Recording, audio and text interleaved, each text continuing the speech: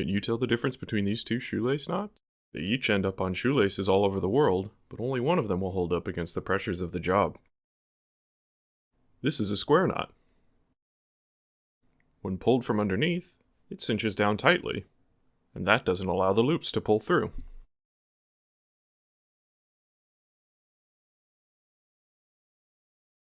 This is a granny knot. It has a flaw which prevents it from cinching down tight, and so when we pull from underneath, it immediately begins to rotate, and the loops draw right through. It's no good. So let's see how it works. Left first, and then right, and we have a half knot. We need to add one more half knot to this in order to form a full knot. But how should we do it? Most people, unless they're taught otherwise, will simply repeat what they've done before. And so left first and right again, and we get the granny knot. You can see in this slippery synthetic rope, it's hard to keep this thing stable. The granny knot is characterized by this over, under, over pattern of crossings.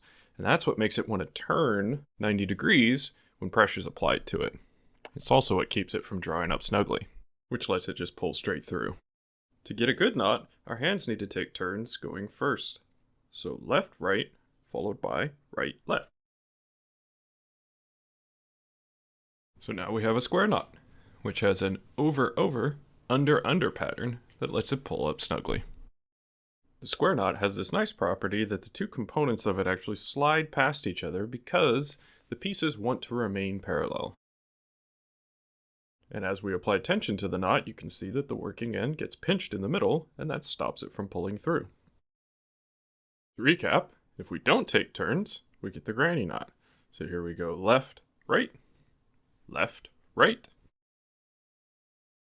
and we have a granny. When we apply tension from underneath, the loops just pull right through. Now our hands take turns going first. Left, right, then right, left.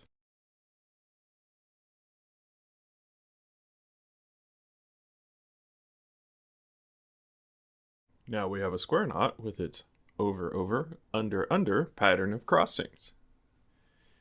When we apply tension to it, it slips a bit at first, but it quickly binds and stops pulling through.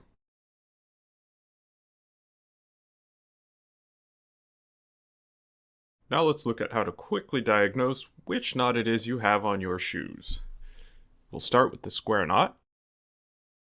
Taking turns here, we have left, right, followed by right, left. Surprisingly tricky to tie upside down, but you can see as we form it up, the two bows want to remain horizontal across the tongue of the shoe. That's the key.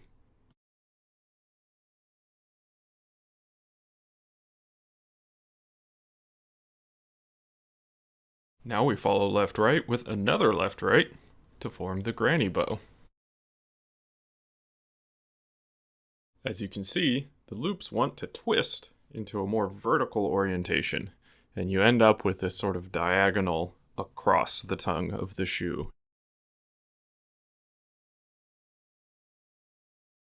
Now, many people learn to fix this situation by repeating the same half knot yet again to form what's called a double knot. Now, this does restore the horizontal alignment of the loops, and it probably won't come untied, but you've now removed the whole point of the bows in the first place, which was easy untying due to having a draw loop. So that's it for tying your shoes correctly. Now you're ready to get out in the world and have adventures. Why don't you take a moment to hit the subscribe button if you'd like to learn more knots, and check out my video on the figure 8 knot to make sure you stay safe while you're out running, jumping, and climbing around.